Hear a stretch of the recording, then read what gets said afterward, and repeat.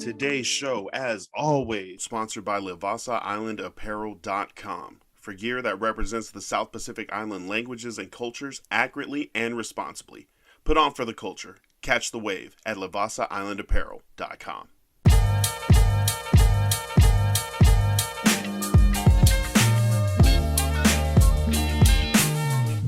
Welcome, everyone, to the newest episode of the Polynesian Podcast. Two Samoans talking about sports.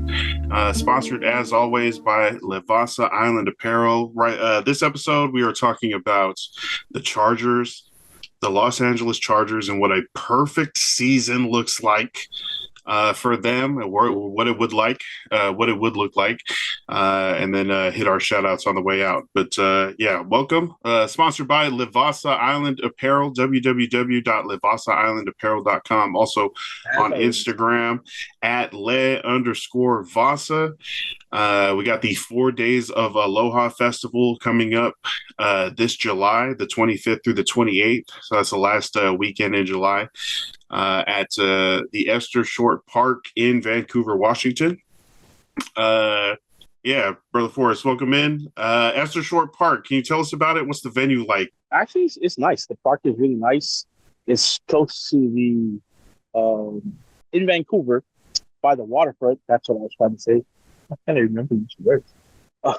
It's close to the waterfront. They're redeveloping the waterfront there in Vancouver, so it's a lot of good things going around in that area. And if you get there, I think it's Saturday. If you get there on Saturday, you'll probably be treated to one of the bigger and better farmers markets that they have going on at Esther Shore Park that they usually have on Saturdays.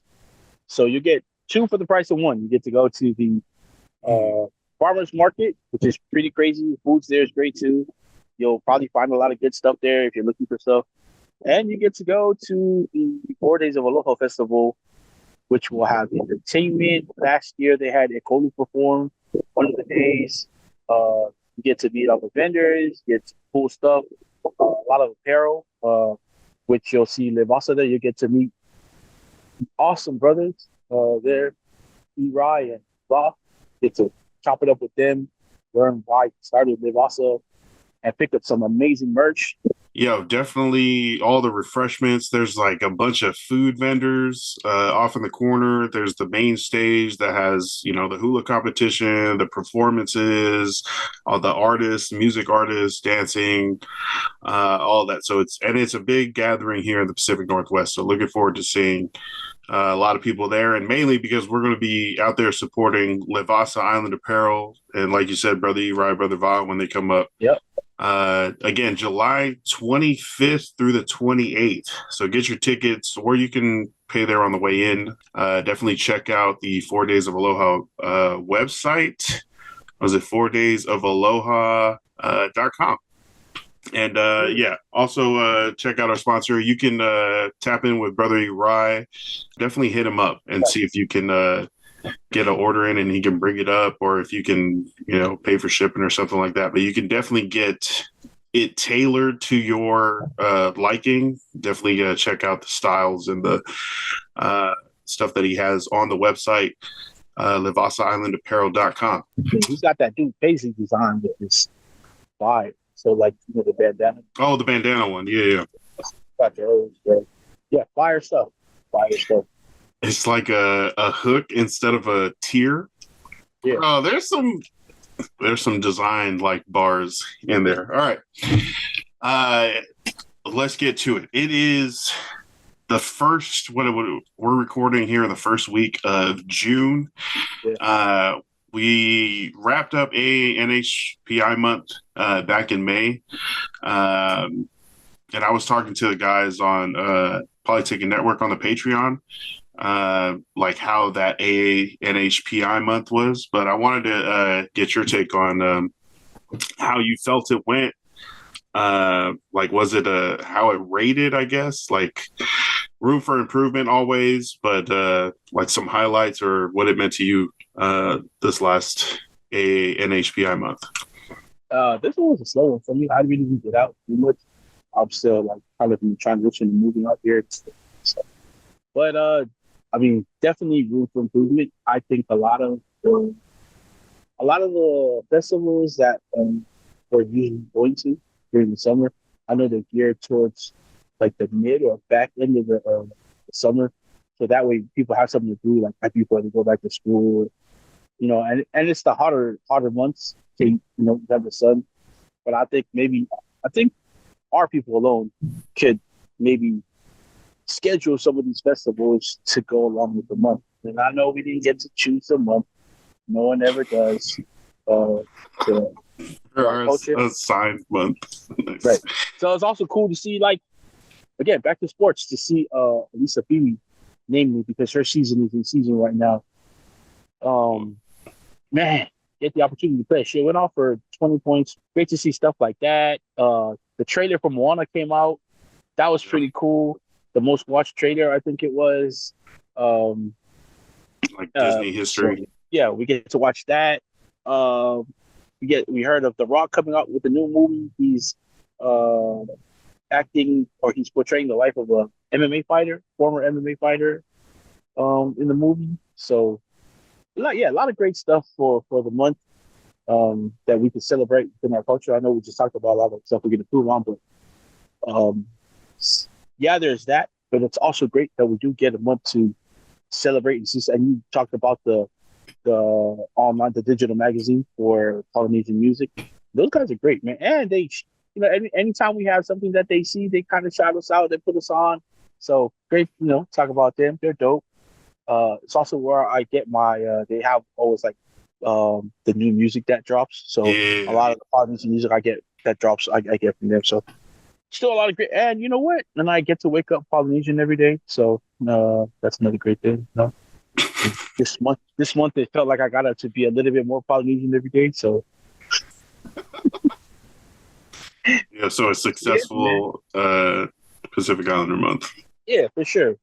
Anytime we get to celebrate and see people in avenues that we're not used to seeing them, that's a great thing. And there's graduation season is one of the great things that we get to witness during this month, because we get to see a lot of the kids that friends that their kids graduate high school. A lot of these new professionals that are coming to college, they're going to be in professions that we probably never heard of people from our culture being. It's cool to read about stuff like that, not just them being music or sports. We get to read about the first Tongan pilot, to pilot commercial airplanes, a female Samoan pilot in the military, So we get to hear about things like that. Doctors also. Yeah. So, yeah. That's encouraging. That's dope. Yeah. Real great month. Yeah. Just before we talk about the Chargers, I just want a disclaimer. We don't share the same thoughts and aspirations for the Chargers season this year. No, okay. If you don't know, Forrest is a Raiders fan. The Chargers and the Raiders are division rivals in the AFC West. They're also going to play each other in week 1 and in the final week 18. So a lot of this season depends on sweeping the Las Vegas Raiders out of their shit this year. That's definitely part of what a perfect season for the Chargers would look like, and not necessarily perfect, undefeated on the field, ending in a Super Bowl. Although, I mean, if we're talking about perfect season, we're ending with a title.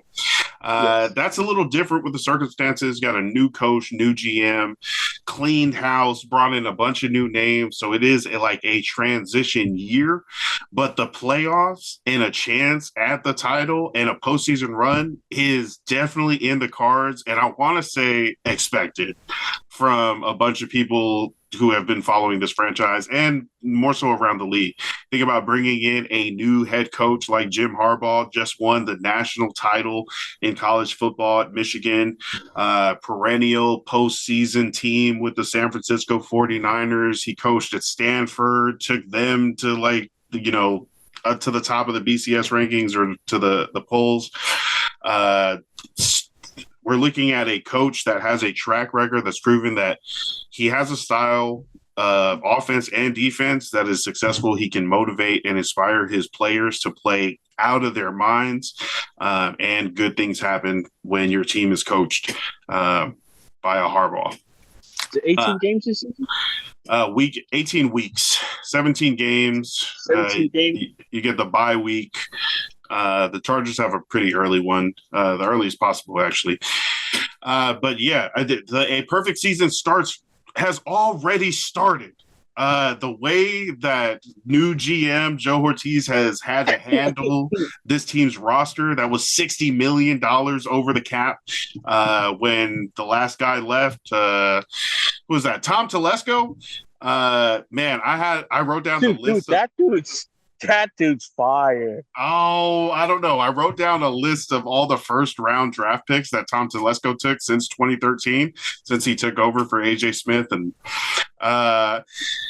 is Justin Herbert one of them? If I'm being generous, he hit on 6 out of the 12. Okay, and that's being generous because I included like Kenneth Murray, Zion Johnson, some of these guys that are still on the team. Well, actually, Kenneth Murray's on the team. Anyways, GM Joe Ortiz from the Baltimore Ravens was like an assistant. Now he's taking over for the Chargers. $60 million over the salary cap when he showed up. There were 4 big names that he ended up taking care of. Khalil Mack and Joey Bosa ended up restructuring their contracts to put more money into next year. Mike Williams ended up getting cut. He signed with the Jets. Keenan Allen didn't want to take a pay cut. They traded him to the Chicago Bears for a 4th-round pick. That was the biggest decisions. That right there got him way under the cap just by trading away Keenan Allen. But those types of moves are the decisions that had to be made. How are we going to move forward from this huge, cap hit? And he got it done like in the first week of the league year.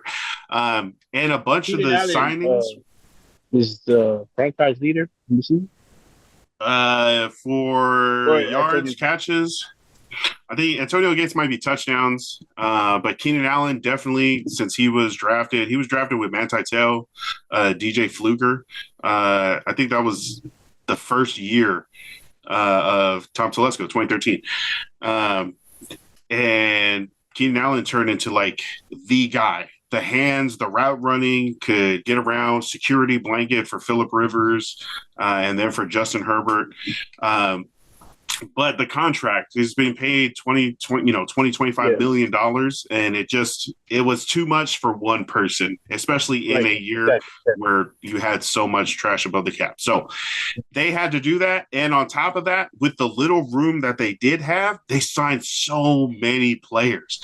Gus Edwards, J.K. Dobbins, they drafted Kamani Vidal for the running backs. You have your tight ends, Hayden Hurst, Will Dissly. You have linebacker Troy Dye, who's starting at middle linebacker because Junior Colson's injured. But Troy Dye is, participating and contributing here in the OTAs before training camp. Puna Ford to help with the defensive line. Bud Dupree to help with the edge. We already have Khalil Mack, Joey Bosa, also 2nd-round pick. Tuli Tuipulotu, who has become maybe the 2nd best pass rusher out of his class behind Will Anderson. And, I didn't see Will Anderson's rushing tape a lot. I mean, he 3rd overall though, right? For a reason. But Tuli is like, he could be like a captain here soon once Khalil Mack, retires or Joey Bosa is released and gets traded. That goes to speak to his demeanor within the locker room, not just his play on the field, just the energy that brings to the team.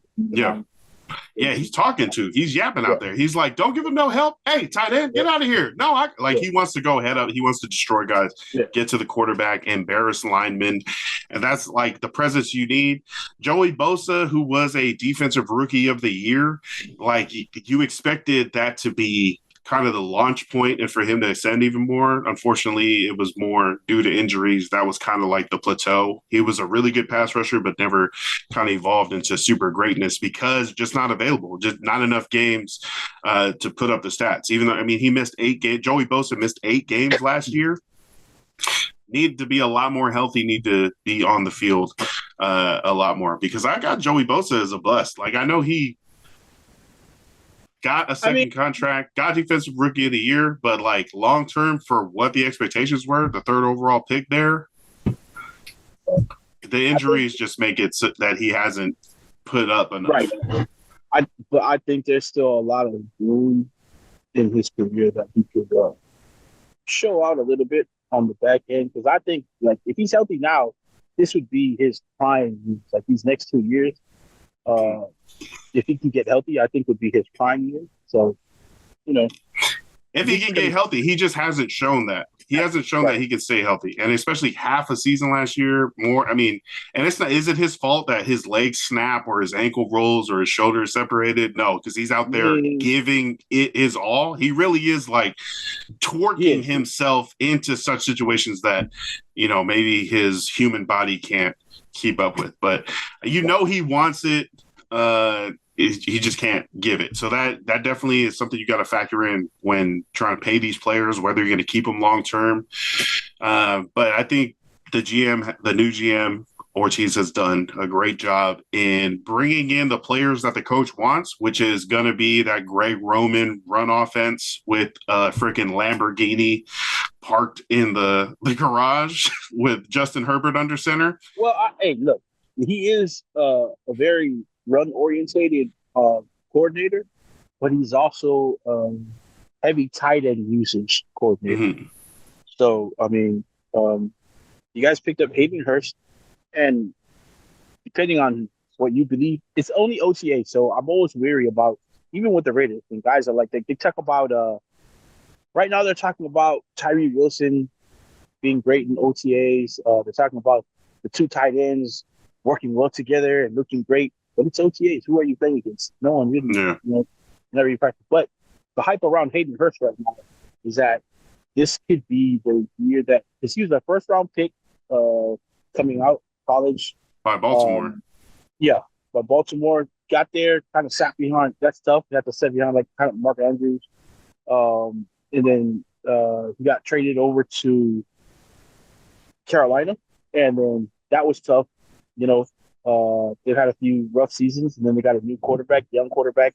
Line wasn't too great. I think he played for Cincinnati last year. Okay, for Cincinnati. He did have a scary injury in Carolina where he was like, he had memory loss for like 2 weeks after a pretty rough hit. Yeah. But now there's a lot of hype for him coming out of OTAs and going into training camp. Yeah. About him. Really great. So, Daniel Popper from The Athletic, who is like the Chargers beat reporter, he was back there at OTAs and was talking about Hayden Hurst is catching everything thrown to him. He's like really out there balling out, and that's what you expect from a former first round pick. Definitely has always had like the athleticism and size combination. Maybe not 100 percentile on either one, but he does have like a combo where he could be the tall, big receiver, but also has broken away a couple times. I think it's going to be who's blocking, right? Who's going to be the best blocker? Could he be the tight end 1 over Will Dissly? Hayden Hurst immediately, I think, yeah, right. That's the tight end 1. Will Dissly at 2. You got Donald Parham, 6'9" ass over, tight end 3. Some other guys. So excited to see what it is. But like you said, it's OTAs. You're not playing against anybody for real. But that potential and showing that he can make those catches is it's good to see. Parham coming back. By the way, that's Bobby Parham. But Donald. So Donald Parham is on your roster the 3rd best receiver by stats. He had 27 catches, 285 yards, and 8 touchdowns last season. So he's the third leading receiver on your team coming into the season. So, I mean, that's Hayden Hurst, from all accounts, is supposed to be better than that at least. Yeah. Yeah, that's what I'm saying. Hayden Hurst, tight end 1. Will Dissly, who can block and catch a little bit, tight end 2. Donald Parham, super tall. I think he's still on his rookie contract. Can make some of those red zone catches, help with the angles, kind of volleyball, just put your hands up and catch it over somebody, a linebacker that's probably shorter. But yeah, the tight ends in this offense are going to be mostly blocking and short receptions. And then for the wide receivers, Joshua Palmer, Quentin Johnson, Ladd McConkey, Darius Davis. Ladd McConkey, second-round pick, I think 35 overall. Joshua Palmer has been kind of just there on the offense the last 4 years. Quentin Johnson, a first-round pick, 21st overall. I think the Chargers were going wide receiver there no matter what. Just Jackson Smith and Jigba got taken by the Seahawks at 20. Yeah. So, but there was also, we could have taken freaking Jordan Addison. I think there was some other more productive rookie wide receivers, but I think Quentin Johnson's going to be okay. He's still got the size, frame, needs some speed, but still can move. He just gets punked. He gets pushed down, and you're a big ass 6'3" guy. You're like you're supposed to be Mike Williams, but you're getting chucked off the line. So this is what I think happened. I don't think they expected great numbers out of him his rookie year, but Mike Williams goes down and he really has to fill that. Yeah. So that's tough because he kind of just doesn't get to learn behind Mike Williams, who they kind of think he would mirror. But so if you read his numbers that he did have last year, and if Mike Williams was there and he still got these numbers, he would have had a great rookie season because 38 catches, 421 yards, and 2 touchdowns. Mm-hmm. So I mean, if Mike Williams didn't get hurt, I think those would. I think less expectations. Yeah. Right. I think you would have been because the next person on the roster is Palmer with, again, 38 catches, 581 yards, and 2 touchdowns. So they kind of mirror each other. They kind of got the same work. And Palmer's been there a lot longer than Quentin Johnson. So, I mean... That sounds good for Quentin Johnson then, right? If he's already showing that 3-4 year player production, then maybe... Right. So if we're getting like a perfect season, this roster and what was possible from being $60 million over the salary cap is in one of its best positions right now. We've got room to sign somebody else. I think there's like $20 million in cap space now that Keenan Allen was traded away. But it's a functioning roster and manageable salary cap, and we didn't sign any huge contracts that are going to hamper us, in 2025, 2026 if they don't work out. There were a bunch of like singles. You hit a bunch of singles and they were all turned into like 6-7 run inning, like as far as like baseball metaphor. Safe picks that you can cut if they don't work out, but if they do work out, you got them for a seal of a deal. Now you give this moldable, full of potential roster that maybe isn't the best, but it's the best of what you could do to somebody like Jim Harbaugh, right? Who is going to motivate this team through training camp. It's already, people are like looking at him like, oh man, this is like, I love this coach, or I don't know what they're doing. Like if that's real, or if they're just like, oh, he's the man, he's new. We got to like brown nose the coach to get any sort of play time or some shit like that. But I just feel like when we're talking about a perfect season, that fire is lit in training camp, and there's a new sense of like just efficiency, proficiency, like decency around the Chargers team, because for the last 10, 20 years, it's like, how eventually will the Chargers charge you? And I think mentally that's going to be the most important thing, to get that out of people's heads, to get that out of the players' heads, and like just the first step in believing that you can win and will win. And then you got questions about 2 very new sides of the ball, and defensive coordinator Jesse Minter and offensive coordinator Greg Roman. One is a defensive coordinator from University of Michigan, won the championship with Harbaugh. Harbaugh brings him over, his whole staff over pretty much. The other is a offensive coordinator that has been around, has a rushing style, and has, given top 10 rushing seasons. Where was he? Baltimore. Greg Roman. Oh, San Francisco with Harbaugh before. Anywhere Greg Roman goes, doesn't matter who he has, he's going to turn into a top 10 rushing offense. So even with the running backs we have, it's still going to be pretty good. Well, he has some familiarity with the guys in the back because he brought along 2 running backs with him. So you have that. He knows the guys that he's going to have in his backfield who he's working. So J.K. Dobbins, Gus Edwards. Can't be too bad, I don't know. Is Joshua Kelly still on this team? They drafted Kamani Vidal. Still on the team. With the day 2 pick. With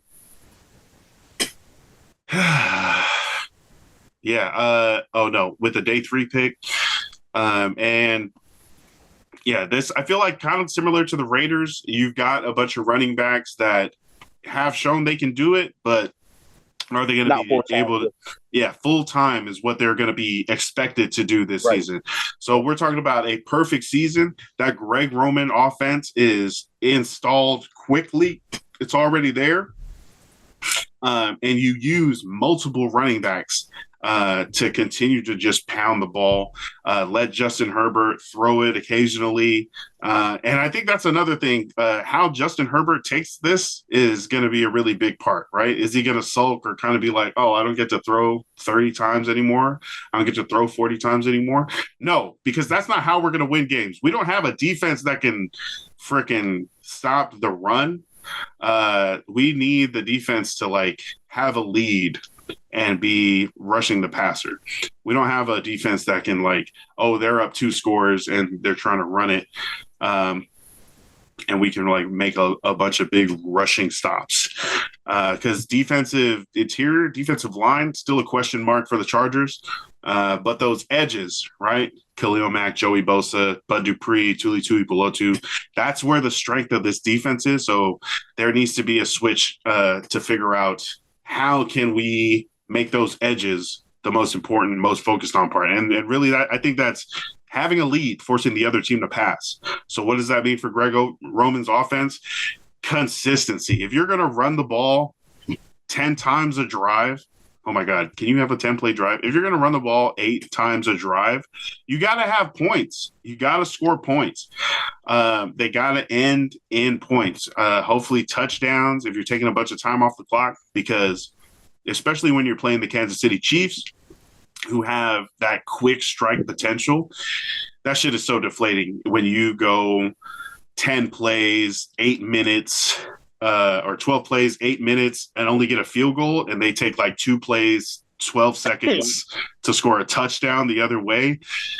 You really just got to get back on your horse and start plugging away again, manage the clock, keep the ball out of the hands of the offense or the opposing offense, and give your defense a lead for your team so they can pin their ears back and rush the passer. We're gonna get a good camp, right? Things are gonna be firing all cylinders. Everyone's bought in, right? Yeah, we're not gonna get great stats, but if this is what it takes to win, this is how it goes. Week 1 versus the Raiders versus Gardner Minshew. Look, I believe you guys are gonna be great. 15 out of those 17 games. Right. Except for week 1 and week 18. Man, yeah. Okay, look, if we win the other 15 and lose 2, get swept by the Raiders, I'm fine with that. That's the AFC West. That's a home playoff game. That's fine. But, I mean, I, again, go back to the Raiders quarterback. Who's it going to be? Does it matter who's it going to be? Doesn't matter. It doesn't matter. They're not going to be able to throw. Throw our kicker back there. We're going to win. It is imperative to the Chargers' perfect season that they get started hot early, right? You got that very first week 1 versus the Raiders in Los Angeles. It's a home game. The divisional Raiders, who are talking smack all the time. What a perfect game to shut them up, start the season with a W, like really kind of plant your flag. You're not coming into SoFi week 1 and beating us. That needs to be a win. Week 4, you're playing the Kansas City Chiefs. All right, we're going up against the big dogs in the AFC West. Week 5 is a bye, the earliest possible bye. So now you got freaking 10, 12 weeks straight before the playoffs. And the only way you get another bye is if you get the number 1 overall seed in your conference. Good luck. And then week 6, you got the Denver Broncos. 3 divisional games in the first 6. We do get a bye in that week 5, but it is imperative that the Chargers start quickly in the division. And if it's possible to be 6-0 here, 5-1, but 3-0 in the division, that's exactly the kind of start that needs to happen for this perfect season to continue on. Because the rest of the season, I mean, we get the AFC North, got to go to Cleveland, right? We host Cincinnati. I think we host the Baltimore Ravens, week 12, Monday Night Football. Those are going to be some tough games. Myles Garrett, Joe Burrow, the reigning MVP, Lamar Jackson. But the confidence already with the young team that knows that they're not even their best yet, who's already shown that they can beat the Kansas City Chiefs, they can beat the Raiders, they can beat the Broncos, they can beat all these other teams that they're playing, even the Falcons. Just stepping on these other teams, the AFC North will be nothing either. And then you finish with a bunch of games with the Broncos, the Kansas City Chiefs in the last month of the season, and then go to Vegas for a vacation, right? You're like locked away the division already. You don't even need to play this game, really. But the Raiders, maybe the Raiders need this game to get the wild card, right? So we're smashing the Raiders at Allegiant Stadium just so they can't go dancing with us, right? You want to go to the playoffs? You're going to have to earn it next year. Stamp them out. Now, maybe this is the first round bye. Maybe we're second seed in the AFC. But we have the AFC West locked up. The Chiefs don't even make the playoffs. That's got to be part of the perfect season. Or maybe they do, and we beat them there at SoFi. Definitely whoever steps up to the Chargers and going to SoFi, or if the Chargers need to travel somewhere else, Baltimore. I don't know. Who else would be the number 1 seed in the AFC? The Bills, the Dolphins. That's fine. But yeah, just a couple different names on the way to the Super Bowl, where Justin Herbert, not, offensive player of the year or nothing, but easily, the cog in the machine that keeps defenses honest, as J.K. Dobbins delivers a big season, finally stays healthy. Gus Bus punching in the touchdowns like Jamal Williams with the Lions a couple years back, or Tyler Algier for any of the Bijan Robinson owners. Kind of felt like he's just taking away all the work. But yeah, definitely handing that back and forth. Yeah, between, I predict Justin Herbert will lead the Chargers in rushing yards this season. Oh, damn. Ugh. Oh, that'd be terrible.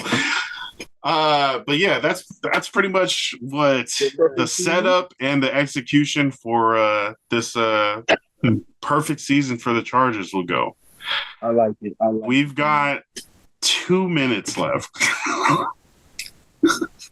Look, hey man, there's one guy you didn't mention, and I know it's because he wasn't even drafted, he was signed, but Brendan Rice coming out of USC.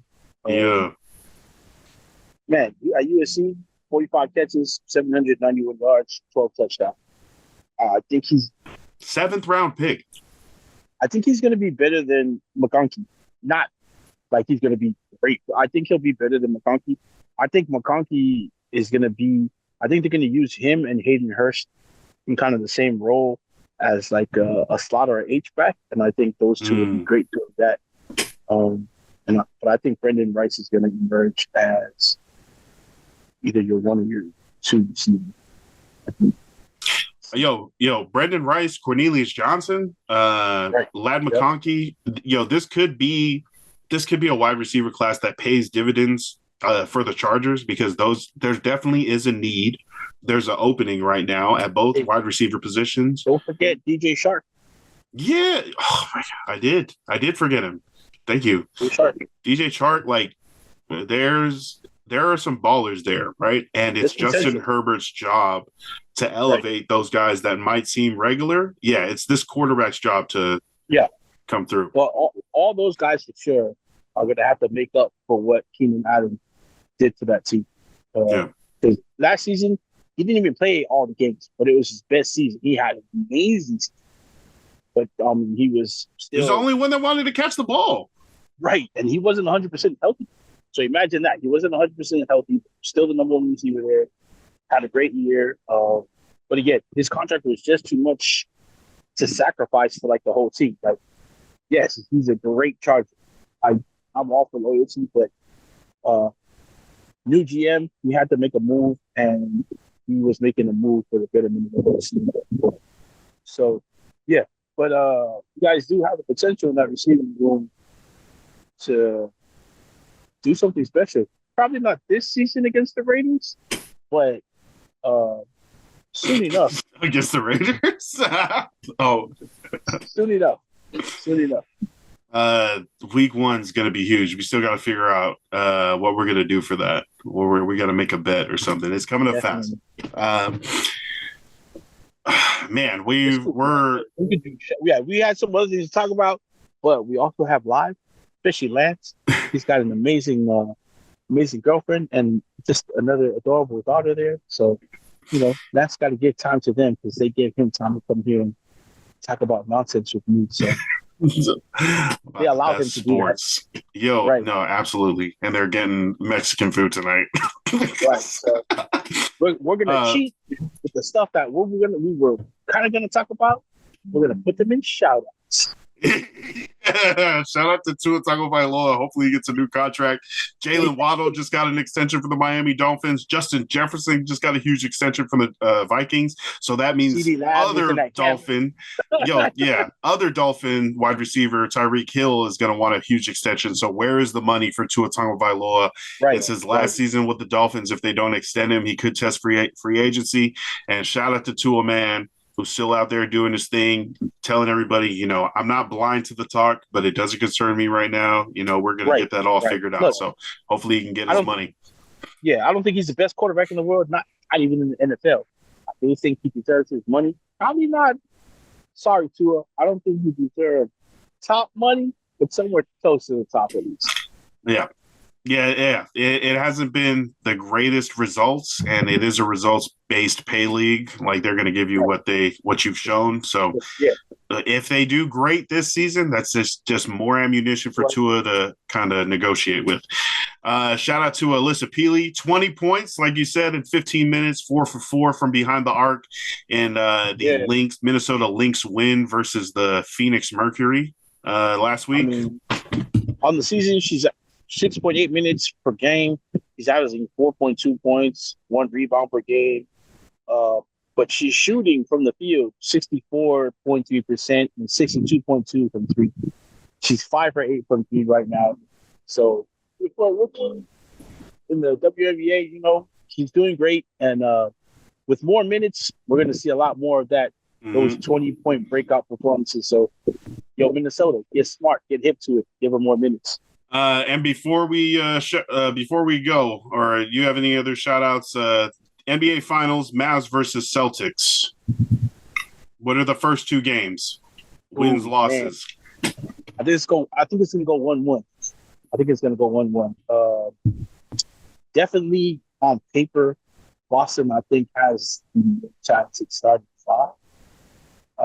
But I think when you go into a team that's playing together, like the whole team together, that they bring to their squad, I think Dallas as a whole, they've got a lot more role players that are contributing. Not to say anything about Boston's bench, but I don't know if they use as much as those guys as Dallas does. Dallas so far has been the scrappier team, man. When it looked like Minnesota was, about to come back and win or win this, they just, every time it looked like they were in trouble, they found the way to win and then blow out that last game. They they blew out the Minnesota Timberwolves. So I think it's going to go 1-1 just because of the front end talent that Boston has, and then I think Dallas either takes the first or steals the second because of how scrappy they are, and because Kyrie is playing with his mind right now, you know? Yeah. Yeah, so we'll see how going back to the Garden affects Kyrie and that team. But you're saying the Mavs take one in Boston after the first two games. We'll revisit the NBA Finals next episode. Again, shout out to our sponsor. Check them out, Vasa Island Apparel. Shout out to Brother Uri out there in Modesto, California. LevasaIslandApparel.com.